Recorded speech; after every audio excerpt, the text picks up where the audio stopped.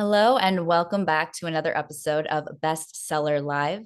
I'm your host, Cynthia Johnson, and I am here with two incredible co authors of the book Conflict Resilience: Negotiating Disagreement Without Giving Up or Giving In. First, we have Robert C. Bordone, goes by Bob. He is an internationally recognized expert in negotiation, conflict resolution, and mediation. As the founder and principal of the Cambridge Negotiation Institute, he has advised C suite executives, government officials, and industry leaders on high stakes negotiation. Bob served as the Thaddeus R. Beale Clinical Professor of Law at Harvard Law School for over 20 years, where he founded the Harvard Negotiation and Mediation Clinical Program. His lovely co author, Joel Salinas. Dr. Joel Salinas is a Harvard trained behavioral neurologist, researcher, and author specializing in brain science, human connection, and conflict resilience. As the founder and chief medical officer of Isaac Health, he has pioneered innovation approaches in cognitive health and social neuroscience.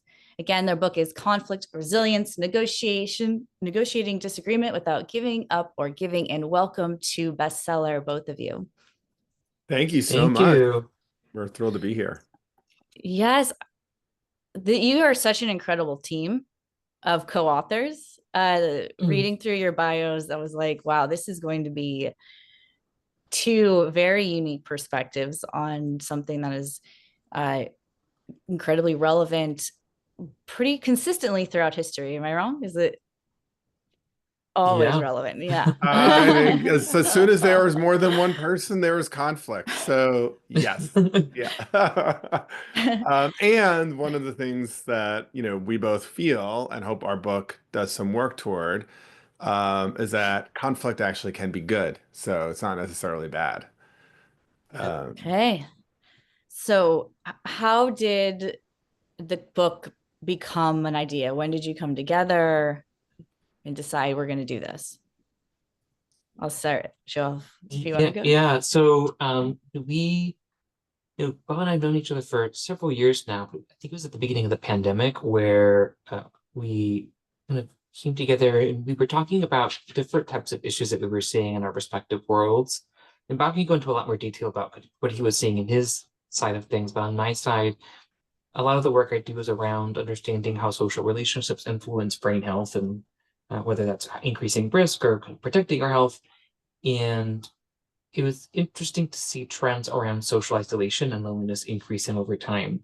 And that clearly gets in the way of our ability to establish and gain the positive things that may come from social relationships. And I wanted to understand what kind of interventions are available to help to improve that. What can we do to help to improve connection? And given Bob's background, I think where we came to talking a little bit more about this that really resonated with me is that really without conflict, there is no connection. And one of the things that Bob is seeing in his world is this almost allergic reaction that people are developing around conflict. And we wanted to really encapsulate this idea and give some really practical advice for people to be able to improve their ability to really sit with and be with the discomfort of disagreement. Bob, do you want to add some more?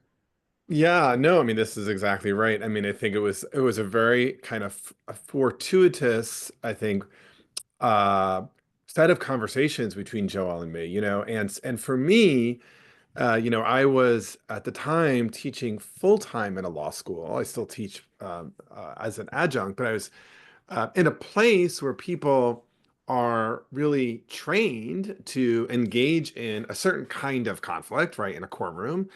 I was teaching negotiation and mediation, and a big part of that was also how do you have really hard conversations. And what I was noticing is that people were avoiding those conversations. Like even if you gave them the skills, they weren't doing it. And part of what I was observing was that quite apart from skills are really important. A lot of the work that I do, they don't know how to actually engage in conflict. But even if you knew in a book, you actually have to also have that willingness and that capacity to kind of enter into that uncomfortable space. And That was what I noticed was disappearing. And very coincident with Joel's observation around isolation and loneliness, that something was really being missed, and that was propelling and causing some of the things that in this moment we see as being, you know, very, very dangerous to our country, right? Polarization, division, not just in our government, but in our schools, in our communities, and even in our families. And so I think all of that kind of made us think, maybe there's like a collaboration here that wouldn't be obvious on paper, but that once we got into it could be really valuable.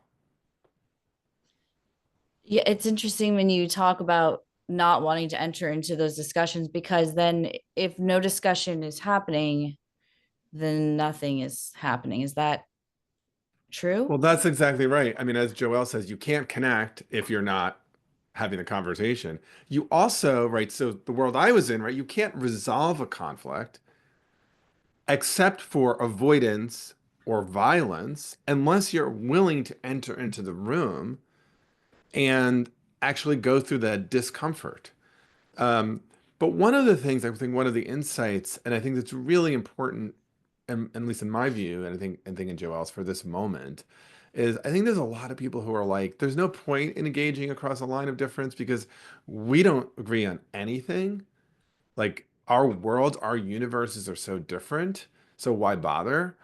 And I think what we really want to communicate is that even if resolution is impossible, there are some important critical upsides for organizations, but most importantly for individual relationships by entering into those kinds of hard conversations. And that's what we really mean by conflict resilience.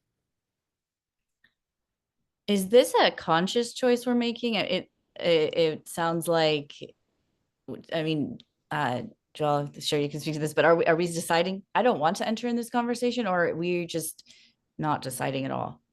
Well, yes and yes. There's there's a component of which our brain drives our experience of conflict.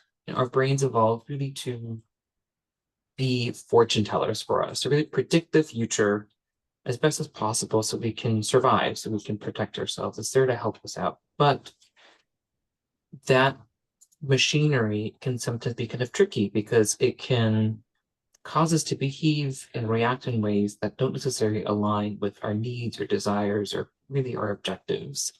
And the more aware you are of how your brain can be tricky, the more you're able to redirect some of that behavior and start to even reprogram and rewire some of those kind of circuits that are there.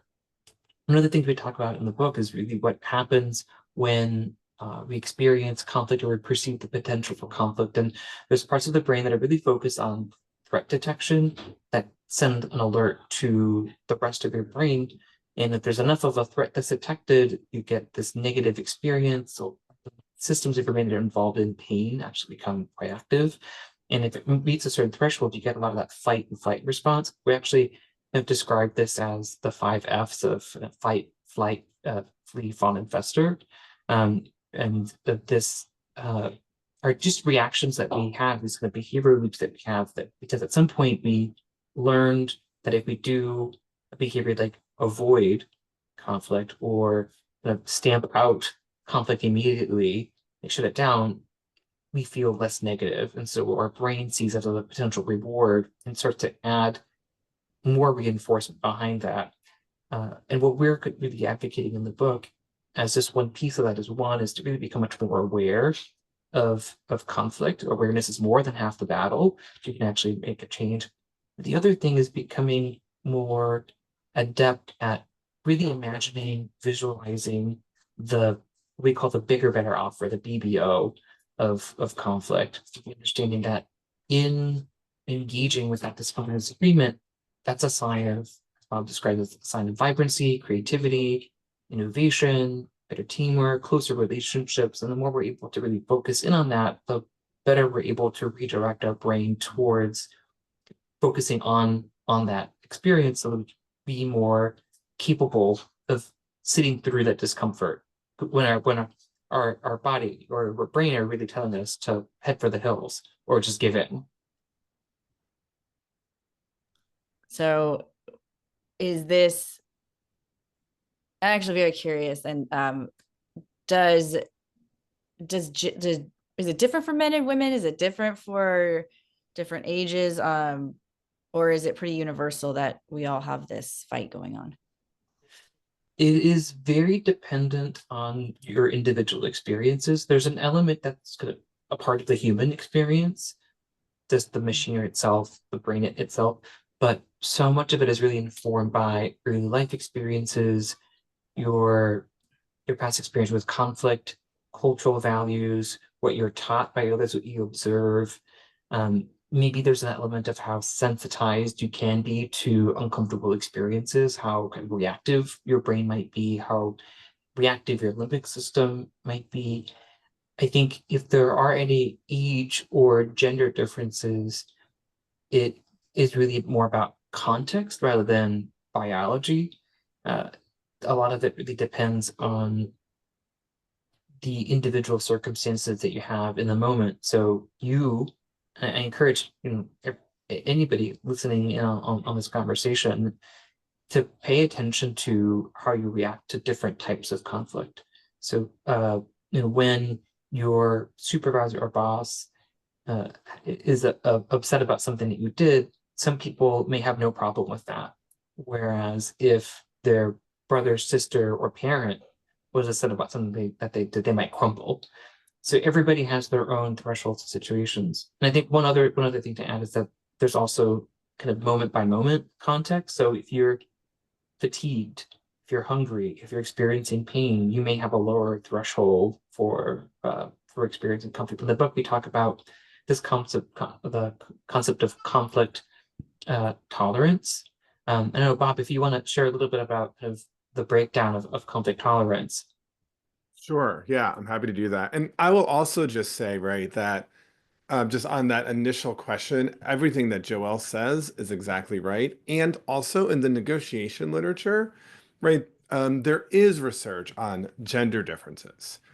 Um, and it's extremely muddy because um, there's an interaction going on between, as Joel says, like family of origin, cultural expectations, gender backlash, etc.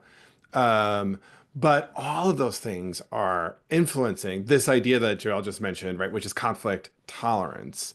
So this is an idea that we kind of put forward in the book as really a diagnostic to help people understand that what they may experience an interaction that for them may feel highly conflictual, for somebody else might just be a fun conversation. And one of the ways in which these um, kind of hard conversations can get messed up and is that one person, right? I mean, Joelle and I have actually very different conflict tolerances. And I think that's for a whole bunch of reasons, not the least of which probably our different professional backgrounds. As a lawyer, like I'm used to sparring. Um, and then I go, and then I'm like, that was really fun. Like, let's get a beer, And like somebody else might be like, oh my gosh, the relationship is nearly over, or they hate me, or they don't think I'm fill in the blank, right? And those differences, just being able to diagnose your own conflict tolerance and also appreciate that others might be different, Mm. um, can really kind of help folks navigate this zone of disagreement, right? This area of discomfort, because how you engage is part of what can be an initial piece of a successful hard conversation. Yeah, it's interesting on the negotiation side and conflict.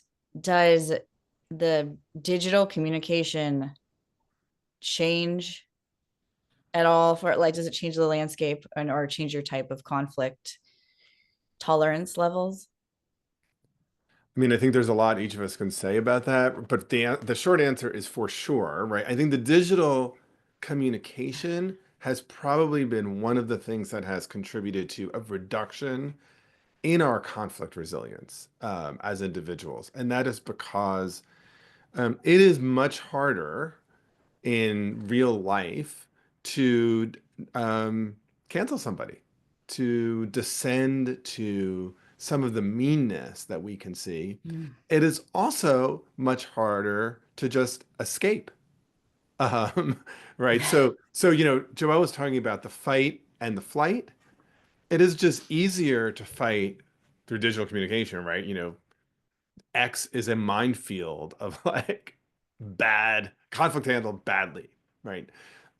It's also much easier to just escape. You just unfollow them, you just block them. And that reality, I think, has made it much easier to not develop this human capacity. That's really important.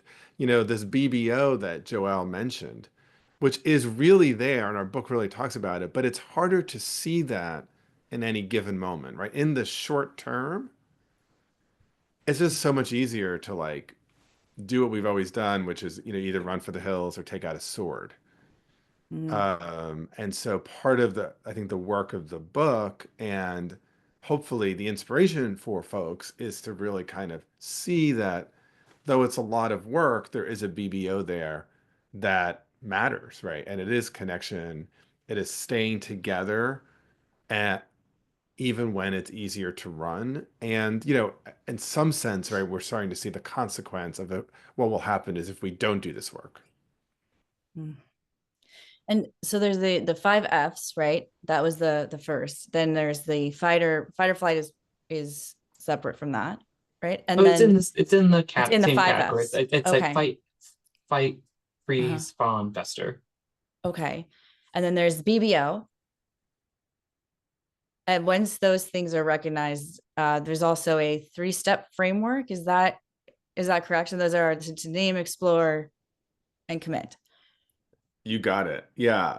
I mean, the Okay. overall arch, kind of pathway of this book is perhaps counterintuitive, but I mean, I think maybe Mhm. for Joelle and I at this point, it feels so natural. But it's, a lot of times people come to us because somebody else is the problem. But one of the things we really say is the naming piece is really starting with yourself, increasing your own awareness of what are some of the triggers that you have, what are some of the internal conflicts that may make it either hard for you to engage across the table, or maybe tend to make you engage unproductively. So there's a lot of self-work, and that's what the name piece is. And how do you bring up all of these parts of who you are? Because that's the most authentic thing. And then the second piece, which is the explore piece, is really kind of the at the proverbial kind of table with the other.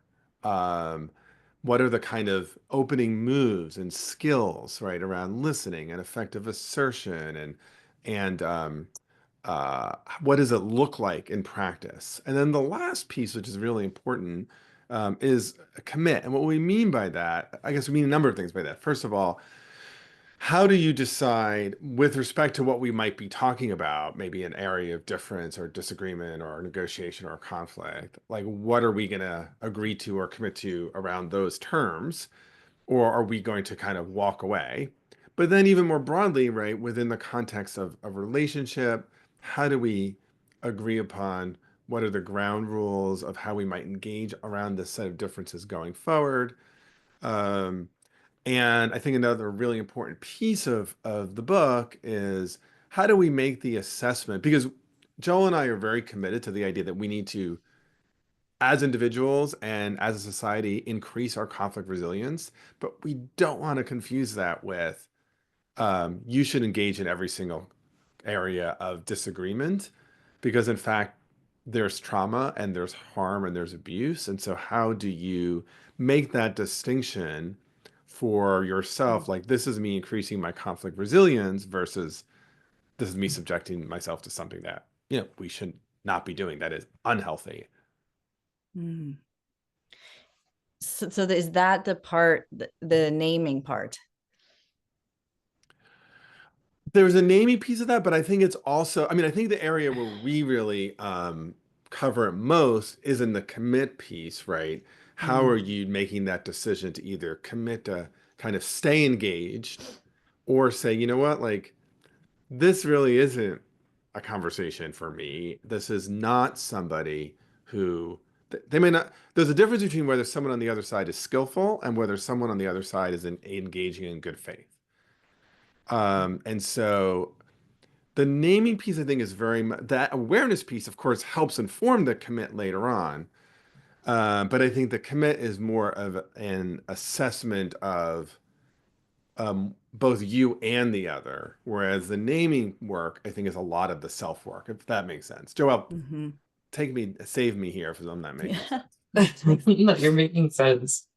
Um, yeah, I think the approach is really just meant to guide you through what essentially amounts to, rather than relying on the false assumption that the conflict is just due 100% to the person across the table, that you really want to start internally, right? Everybody is 100% responsible for 50% of that relationship between two people. And that involves figuring through kind of your past history with conflict, the things that really set you off, how you may fall into patterns around immediately reacting to conflict by, as we can mention, like heading for the hills or just taking out a grenade, so that we'd have to deal with it. And uh, and managing things around identity. There's a lot of like internal conflicts that we have to sort through that can make it much more challenging. And that process of awareness is really more than half the battle, because that's the only way that you can really start to recognize not only when it's happening and what factors involved, but how to potentially course correct for yourself. So that's the goal, is really being able to manage through these conflicts so that way you are best served at the end. Yeah, absolutely. It's so interesting. As an employee, I remember finding salary negotiations very easy because it was so clear what we were discussing. I tell you Mm, why I deserve more, you tell me why I deserve less, and then we find somewhere in the middle. And then when I became a like a boss or someone in charge of other people, that dynamic somehow just didn't resonate the same way. So when Mhm. I was, Yeah. you know, uh, so who really is this book for? What side of the table is it? Both or Oh, it's definitely for both, right? Because one of okay? the things, I mean, your experience of it, Cynthia, is, I mean, it's interesting to hear, right? But what we would say is whether you're the employee or the employer, it's more than price, and it's more than salary, and it's more than argument, and it's not just a bargain. And part of, I think, what this book does, right, is hopefully help people do a lot more preparation about their both short and longer set of interests, about how to really identify what is the best way, whether you're an employee or an employer, right? How do you frame issues in ways that are easily yesable for the other side? I think what you're saying, though, I love, which is that there, and this is, I think, a key piece of really kind of the second part of our book when we say explore, which is once you're in the shoes of the other side, you often see things really differently. Uh, and so what the book really would help, let's say, an employee do is do that work very thoroughly so that I mean, of course, you don't fully know what it's like to be a manager until you're a manager, right? Or a business owner until you're a business owner. But there's a set of preparatory moves that could actually make that employee much more effective than they might otherwise have been, right? And vice versa. But in some sense, you've had the lived experience of doing both. It makes you realize, oh, like this is different, you know. And that's what we hope to do in this book, right? One of the things we also hope about the book is that if all sides of any conflict, whether it's an employment conflict, whether it's a political dispute, whether it's a family spat about do we go to Disneyland or Paris for vacation, that if all sides read the book, they would have a more productive experience around it, right? So it's not a book with 32 tips and tricks on how to like swindle them at Oh, all, you know. so this could be a good book club or company team book as well, right? Because I think there's also team dynamics that as a manager you often end up trying being pulled into. We hope Um, so. yeah, and I'm sure obviously empathy plays a role in conflict. I'd love to hand the team the book and say read it and come back to me when you have Yeah, yeah, yeah, yeah. but I guess where is the line of too much empathy and not enough empathy? Yeah, no, it's empathy is this concept that is all about really thinking and understanding the experience of another person. And in and of itself, you're right, can be disadvantageous because while it might help you understand a little bit more about the perspective of the other person, theoretically, right, because you don't know full confirmation until you're actually in the brain of the other person. But if you're seeing somebody who's in a lot of distress, it can make you feel out of distress, which also makes it harder for you to actually help them. So there's this concept around moving from empathy to compassion, which is more about being motivated to relieve the suffering of another person, which then leads to the act of relieving the suffering, which is kindness. But this kind of goes back to this BBO piece, which is that if you are able to focus on the reward related to kind of the action to actually help, you'll be more likely to help it and do it. We actually have a whole section in the book around how to build culture around conflict resilience, and a big piece of that is this very deliberate, very intentional modeling, where you're calling out to other team members why you did something or why something worked and what didn't. And particularly if you're noticing the situation comes up where Bob and I have talked about this common situation that happens in the workplace where people start to accumulate grievances. They do a lot more of the festering, but they don't really talk about it. They hate it. They hate it. They maybe tell every like 1,000 people in their life. They'll tell every single person in the social media network. They'll shut up in the roof except for the one person that they actually have the disagreement with, and then it gets to a point where it just blows up.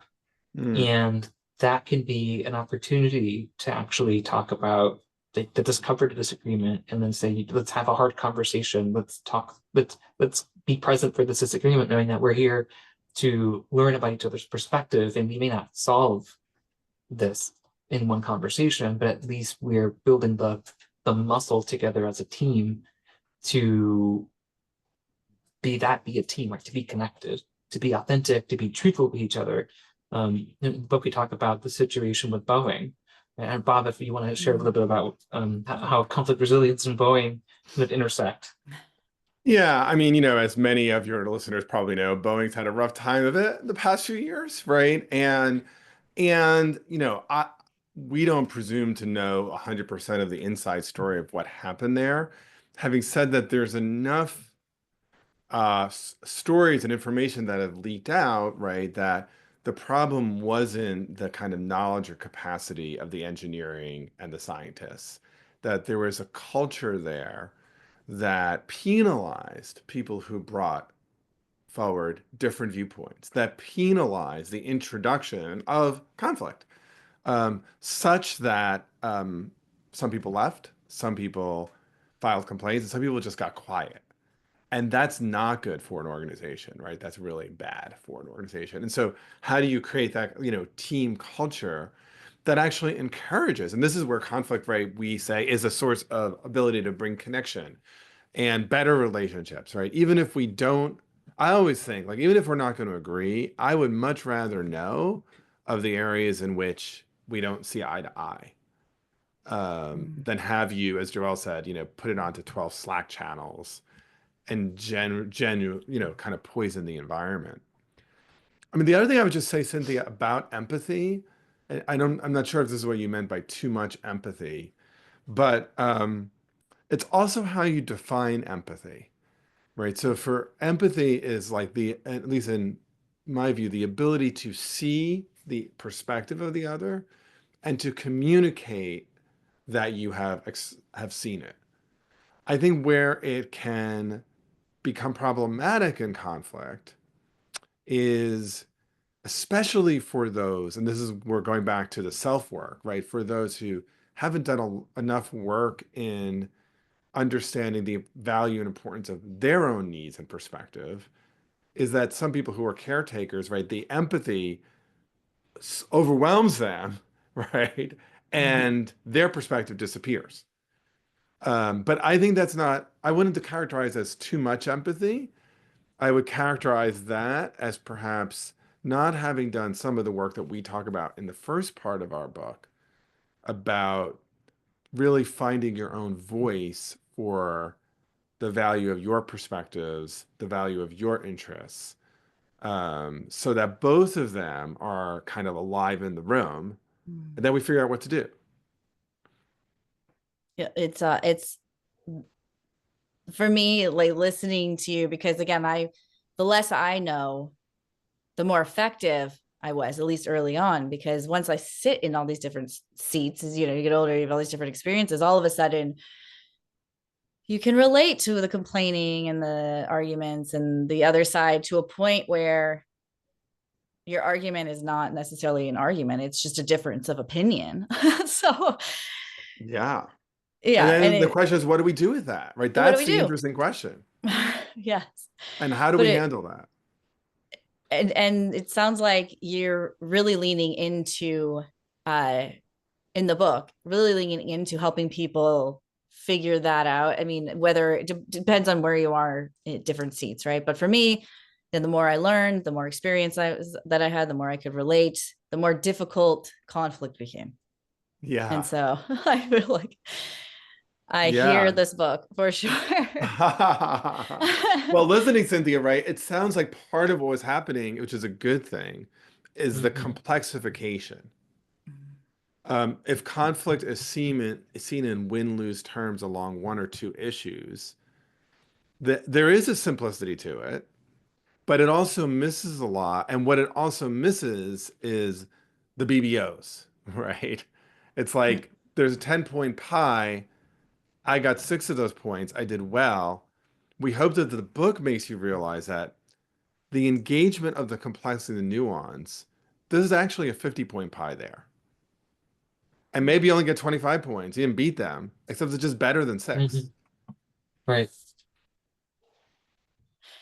I hear you. Okay, it's better. Just so it's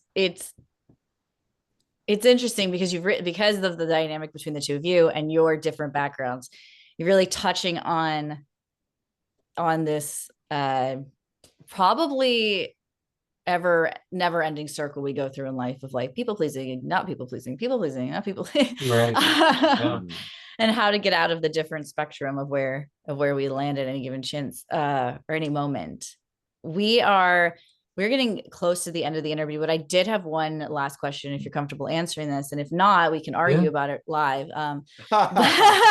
Great. What is the like the conflict difference between the two of you, and do you have an example of when you experienced that? Oh my gosh. This is a tough one. Yeah, this is what I throw it to Joelle. Yeah. Please. I mean, we both definitely see conflict very differently and we react to conflict very differently. So I think I have a tendency to uh, I will perceive just about anything as conflict or potential conflict. And despite that, I will kind of muddle through it as best as I can, or as Bob, kind of that more of a lawyer hat, loves the sparring, is more than happy to engage with stuff and feel like everything's fine. But I'm that person who, one disagreement, I'm like, oh gosh, it's all over. Like, what happened? Everything is falling apart. I have a tendency to avoid. I think Bob. I mean, Bob has been always. I mean, in the co-authoring kind of process, we learn how to manage conflict quite a bit. Where the period and the comma goes to like what's the overarching framework of the book, and I think we kind of started to average things out between the two of us. So I became much more comfortable with just asserting kind of my needs and my point of view, knowing that I could trust in that disagreement with Bob, that he would be able to hear and listen without necessarily kind of supplanting his own point of view, and we would be able to be much more collaborative in doing that, which we couldn't have done if I was just constantly avoiding the whole time. Incorrect. No, I totally agree with you. No, I think that everything Joel said is right, but there's one domain that has come up a few times that I just love, and you'll resonate with this, Joel, for sure, because it's like in general, I find all the sparring like whatever, it's fun, whatever, like, and like exactly what Joel said, except for one little domain, and I think it's because Joel is a neurologist who works with patients where he has to often deliver bad news. If I have to deliver bad news, it is like really hard for me. And you are much more like able to do that and not experience it as like a conflict. I think the first experience of this was, without getting into a lot of detail, we were very blessed to have more than one publisher want to work with us. And we had to obviously make a decision. And I was like, it was like midnight, and I was like, we were on the phone. I was like, I just don't know. I like this poor other publisher, and like, how could we possibly do it? Do you remember that?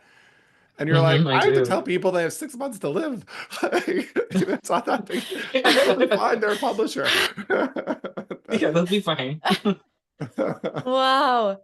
Yeah, co-authoring a book about essentially, the conflict is very, very interesting, very brave. And the stories that you both presented and your dynamic and your abilities and strengths that really are, I would have never thought about you having to tell people like terrible news and you having a hard time with it. Right. Like there's these little like nuggets of human experience that I'm know are weaved throughout the book. And the book is in pre-order right now. So we can pre-order it, and everyone should.